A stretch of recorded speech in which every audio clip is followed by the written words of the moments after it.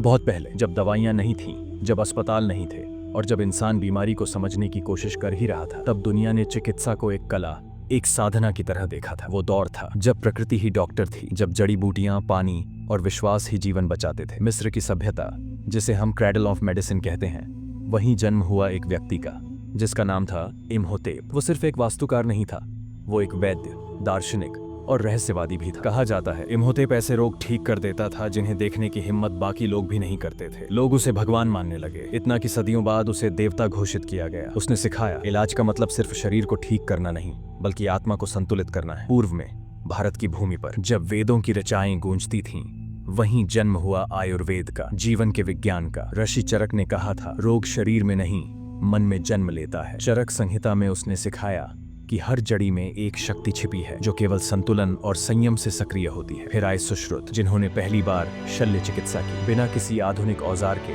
उन्होंने नाक, कान और त्वचा की शल्य क्रियाएं सफल की। दुनिया आज जिसे सर्जरी कहती है, वो भारत में 2000 साल पहले एक कला बन चुकी थी। इधर पूर्व में चीन में लोगों ने शरीर को ऊर्जा का प्रवाह माना। उन्होंने कहा, जब यिन और यांग असंतुलित होते हैं, तभी बीमारी जन्म लेती है। यहीं से जन्म हुआ एक्यूपंक्चर और हर्बल हीलिंग का। पतले बारीक सुइयों से शरीर की ऊर्जा संतुलित की जाती थी, बिना किसी औषधि। यह केवल इलाज नहीं था, बल्कि आत्मा और शरीर के बीच संवाद था। दूसरी ओर यूनान में एक व्यक्ति ने चिकित्सा को विज्ञान का रूप दिया। वो था हिप्पोक्रेटस। उसने कहा, medicine is not only to cure but to care. वो पहला व्यक्ति था जिसने बीमारी को प्राकृतिक कारणों से जोड़ा, न कि देवताओं के श्राप से। आज भी हर डॉक्टर की प्रतिज्ञा, हिपोक्रेटिक ओथ, उसी की याद दिलाती है। जब व्यापारिक मार्ग सिल्क रूट खुला, तो सिर्फ कपड़े और मसाले नहीं, बल्कि ज्ञान और चिकित्सा की परंपरा भी देशों के बीच यात्रा करने लगी। भारत की जड़ी बूटियां चीन पहुंची, ग्रीक विचार अरबों तक पहुंचे और अरबों की विद्या यूरोप तक। यानी इलाज एक वैश्विक भाषा बन गई। समय बदला, औषधियां आधुनिक हुई, लैब और अस्पताल बने, लेकिन असली उपचार आज भी वही है।